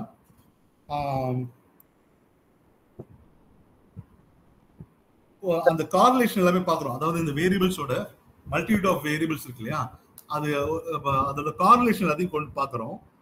and how they react, how they correlate among themselves. அந்த டிகிரியை பார்க்குறோம். That is how highly they correlate among themselves or how weak they correlate among themselves. And these patterns will be studied, and over a period of time this correlations will be அதுக்கு வந்து scoring போடுவாங்க. ஒரு number வந்து equate பண்ணுவாங்க, ஒரு score ஒன்று கொடுப்பாங்க. So இந்த கார்லேஷன்ஸ் எல்லாத்தையும் ஒரு ஸ்கோர் கிரியேட் பண்ணி அதை மேட்ரிக்ஸில் அரைவ் பண்ணி அவரோட டோட்டல் ஹோல்சம் பர்சனாலிட்டி அசஸ் பண்றாரு. Whatever be the purpose of the test, அது பர்சனாலிட்டியாக இருந்தாலும் சரி, இன்டெலிஜென்ஸ் இருந்தாலும் வாட் எவர் எதுவாக இருந்தாலும் அந்த மாதிரி ஹோல்சமா அனலைஸ் பண்றது தான் the basis of factor analysis. So types of factor analysis, there are two types. Madam, you can go to the next slide. Types of factor analysis: exploratory and confirmatory. That is exploratory வந்து என்னன்னா, நம்மளுக்கு எதுவுமே தெரியாது, அதாவது அந்த particular பர்சனை பத்தி நமக்கு எதுவுமே தெரியாது. as to what we are going to analyze, என்னென்ன ஃபேக்டர்ஸ்க்கு அவர் ரெஸ்பான்சிபிள். அது ஒரு ஓப்பன் எண்டட் தியரி மெக்கானிசம் மாதிரி வச்சுக்கோங்க. யூ ட்ரை டு இமேஜின் பிளண்டா அந்த பர்டிகுலர் பர்சனை கூப்பிட்டு வந்து you are going to analyze with absolutely no knowledge, prior knowledge, no prior survey, எதுவுமே இல்லாம you are going to analyze in a multiple dimensions. That is an exploratory. Basically, you are going to explore the personality of the person. Exploratory factor analysis. You are going to draw the relation between several variables. So it is again a very very useful tool for your hypothesis formation. ஒரு நிறைய data கிடைக்கிறதுனால, since it's a rich source of data, you can actually formative stage la, ஒரு hypothesis formative stage la, it is very much useful. And இது what it brings out na exploratory, again ஒரு matrix formatல போட்டு நம்ம பண்ணும்போது it tries to uncover all the possible relations between the variables and the structure, overall structure of that correlations எல்லாத்தையுமே கொண்டு வரும். That is about exploratory factor analysis. Confirmatory na, you already know, அதாவது ஒரு certain surveys, certain personal interviews எல்லாம் conduct பண்ணி you already know something about the individual, and அதுல வந்து you are going to இப்போ இந்த particular independent variable alter பண்ணா கூட்டுனா, அதாவது maybe you increase the anger quotient of that person, அவர் எப்படி behave பண்றாரு, or you increase the reduce the some other dimension, some other independent variable. இந்த மாதிரி specific data வச்சுக்கிட்டு ஒரு particular factor அந்த particular independent variableக்கு load பண்ணி final conclusion arrive பண்றது தான் confirmatory factor. Basically it confirms what we have previously studied. That is confirmatory factor analysis. In the confirmatory factor analysis, it is mainly used for obviously testing the hypothesis. So data form in the final you are going to test the hypothesis. Again, it actually helps us in trying to identify the correlations. அதாவது ஒரு particular independent variable load பண்ணா என்ன ஆகும், reduce பண்ணா ஆகும், இந்த மாதிரி அந்த correlation arrive பண்றது ஒரு full fledged theory form பண்றதுக்கு it will be useful. அதாவது முன்னாடியே அந்த இண்டிவிஜுவல் பத்தி you would have got a rough image, rough assessment. அத ஒரு wholesome confirm பண்றதுக்கு it will be very much useful. So that is about your confirmatory factor analysis. And then our text gives some examples of an exploratory EFA and CFA. I hope you got the concept. We can do that actually. And then the topic called that is 15.5 and 15.6 is pure statistics. I think it is pure statistics. I will not go into that. You try to read, but it is not that important from the exam point of view. You try to just go through that. Factor matrices and factor loadings and your rotation simple structure. It is purely statistics. Then your uses of factor. That is actually a important question. That is again was asked in one 6-mark question. Where and all we use this factor analysis. ரொம்ப blunt-ஆ சொல்லணும்னா where and all the behavioral part, behavioral science of the particular individual is being analyzed. There factor analysis is very much useful because since it gives a comprehensive wholesome picture of that behavior of that individual. So that is the prime use of the factor analysis. And for example ஒரு organizationல ஒரு particular employee, I think Chitra ma'am will know this, ஒரு particular employee is satisfactory இல்லையா அப்படின்னு analyse பண்றோம்னு வைங்க. That the what do I put it? How do I put it? Interest quotient. அதாவது அவர் வந்து how ready he is for taking up that job. அப்படின்னு அறிவு பண்றதுக்கு factor analysis will be a wonderful tool because you already have the data structure. You are going to manipulate accordingly. இது ஒரு டேட்டாவை இது பண்ணி யூஸ் பண்றதுக்கு ரொம்ப யூஸ்ஃபுல்லா இருக்கும். ஸோ இந்த மாதிரி இடத்துலலாம் factor analysis will be really useful. And where you are going to load the factors, load the independent variables. அங்கெல்லாம் பார்த்தீங்கன்னா factor analysis will be really essential. ஒரு மூட் செட்டை அரைவ் பண்றதுக்கு ஒரு பர்டிகுலர் பர்சன் அந்த பர்டிகுலர் பாயிண்ட் ஆஃப் டைம்ல எப்படி react பண்ணுவாரு. Try to imagine something like artificial intelligence. இப்போ நம்ம கூகுளில் போய் நம்ம பர்டிகுலர் சர்ச் பண்ண it automatically gives very suggestions. அந்த மாதிரி இமேஜின் பண்ணிக்கோங்க. factor analysis is something very much essential, something similar to that. So இந்த மாதிரி இடத்துலலாம் factor analysis is very much useful for us. So that is about factor analysis. I think I have covered the basis, and from the exam point of view, what is essential. I just share the notes for factor analysis and the psychological analysis. I will try to share the notes. Matabadi, don't spend too much time on this chapter. The statistics actually you will be wasting your time. Basics மட்டும் படிச்சிட்டு you just move on. Yes. Thank you, Mr. ஒரே ஒரு சின்ன edition. நீங்க வந்து ஓப்பன்னஸ்க்கு நமக்கு வந்து test இல்ல அப்படின்னு சொன்ன மாதிரி இருக்கு, அப்படிதானே? To study openness. இல்ல, openness ஸ்ட்ரைட்டா கொண்டு வரதுக்கு நம்ம டெஸ்ட் பெருசா யூஸ் பண்றதில்ல நார்மல் டெஸ்ட்ல பண்றதில்ல. சரி. because நம்மளே அந்த சோஷியல் சைக்காலஜில அந்த ஓஷன்ற பேர்ல ஒரு அதாவது ஓப்பன்னஸ், அப்புறம் ஒருத்தருடைய ஒரு 4-5 ஃபேக்டர்ஸ், அந்த openness, consciousness,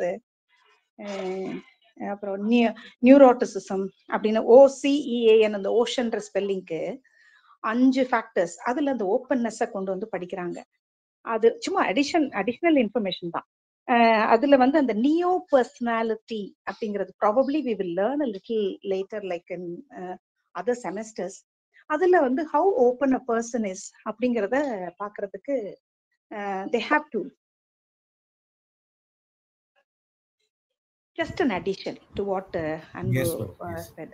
Just thank you so much. In the factor analysis dread பண்ணோம், அதை பார்த்தாலே கசமுசான் இருந்துச்சுன்னு, பட் யூ அட்லீஸ்ட் நல்லா சிம்பிளிஃபை பண்ணி கொடுத்தீங்க. Thank you so much. Yes, overall I think this RM is over. See, my observation is research methodology கொஞ்சம் dry chapter தான், it's agreed. But ஆனா நீங்க அந்த நம்ம ஃப்ரெண்ட்ஸ் எல்லாமே வேரியஸ் டாபிக்ஸ் சஜஸ்ட் பண்ணது, டச் பண்ணது எல்லாத்தையும் கொஞ்சம் டச் பண்ணிட்டு from the exam point of view previous questions கொஞ்சம் படிச்சீங்கன்னா you can just run through this chapter. அவ்வளோ டஃப்லாம் ஒன்றும் கிடையாது. யூ ஜஸ்ட் ட்ரை டு அங்கங்கே நீங்கள் டிபெண்ட் வேரியபிள், இண்டிபெண்ட் வேரியபிள் அதை ப்ளே பண்ணி நம்ம எது தேவையோ அங்க டியூன் பண்ணி ஆன்சர் பண்ணாலே போதும்னு நினைக்கிறேன். Don't try to go deep into statistics. That will be wastage of time for you.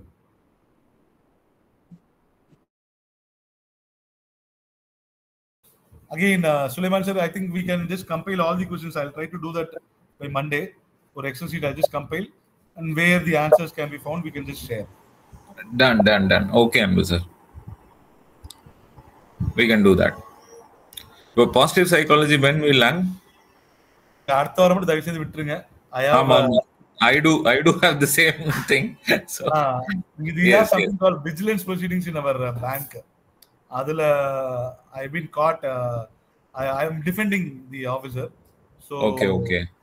So next week full I'll be writing. கொஞ்சம் legality எல்லாம் பார்த்து எழுதணும். So better not next week. அதுக்கு அப்புறம் எப்பனாலும் okay. After 19th anytime is fine for me. Done. So by that time they can close that third book, I think. What is that? Development psychology. பண்ணா நல்லா இருக்கும்னு நினைக்கிறேன். Advanced social psychology or development psychology, it will be real. Development psychology I wish to attend. It is really good when the faculty yes. It's all about parenting, I think. Yeah. Yes people, thank you. Have a good weekend. Thank you. Thank you so much for all the efforts. I should thank everybody. Yes. Overall, RM is completed successfully. Thank you, sir. Thank you all. Yes, Sasha ma'am, thank you. நீங்க recording அனுப்புங்க. I'll just encode it and send it back to the group. Thank you. Good night. Sure, sir. Thank you.